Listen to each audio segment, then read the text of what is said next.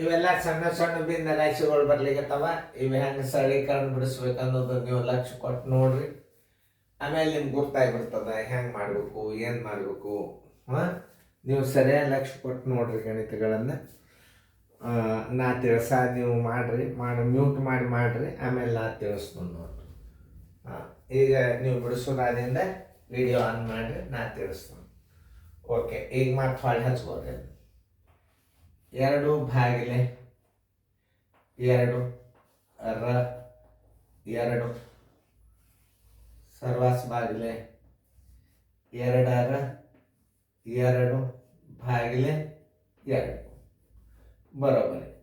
ಇಲ್ಲಿ ಏನು ಮಾಡ್ಬೇಕಂದ್ರೆ ನೀವು ಮಾಡಬೇಕಾದದ್ದು ಮೊದಲ ರ ಪದ ಹಚ್ಕೋಬೇಕಾದ್ರೆ 2 ಭಾಗಿಲೆ ರ ಅಂದ್ರೆ ಏನು ಗುಂಡ್ಲೆ 2 2 4 ಸರ್ವಾಸ ಭಾಗಿಲೆ ರ ಮೊದಲು 2 2 4 ಭಾಗಿಲೆ 2 ನೋಡಿ. ಈ ಕ್ರಿಯೆಯನ್ನು ಮಾಡಿದಾಗ ಏನಾಗ್ತದ ಅನ್ನೋದು ಮೊದಲು ತಿಳ್ಕೊರಿ.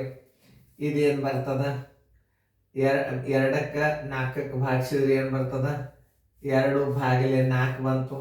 ಸರ್ವಾಸ ಭಾಗಿಲೆ ನೋಡ್ರಿ ಬರ್ತದಿಲ್ಲ.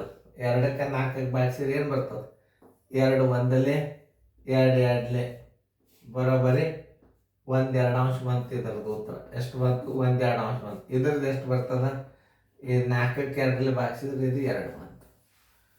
ಅವಾಗ ನೋಡ್ರಿ 1 2 ಅಂಶ ಭಾಗಿಲೆ 2 ಇದನ್ನ ಹೆಂಗೆ ಹಚ್ಕೋಬೇಕು ಅದನ್ನು ನೀವು ತಿಳ್ಕೊಬೇಕು. ಯಾಕಂದ್ರೆ ಇಲ್ಲಿ ಏನದ ಸರ್ವಾಸ ಭಾಗಿಲೆ ಅದ. ಇನ್ನೊಂದ್ಸಲ ನಿಮ್ಗೆ ಕ್ಲಿಯರ್ ಆಗಿ ಕಾಣಿಸಂಗೆ ಅದನ್ನ ಮಾಡ್ತೀನಿ ನೋಡ್ರಿ, ಕನ್ಫ್ಯೂಸ್ ಮಾಡ್ಕೋಬೇಡ್ರಿ. ಇನ್ನೊಂದ್ಸಲ ತಿಳಿಸಿ ತೋರಿಸ್ತೀನಿ ಇದನ್ನ.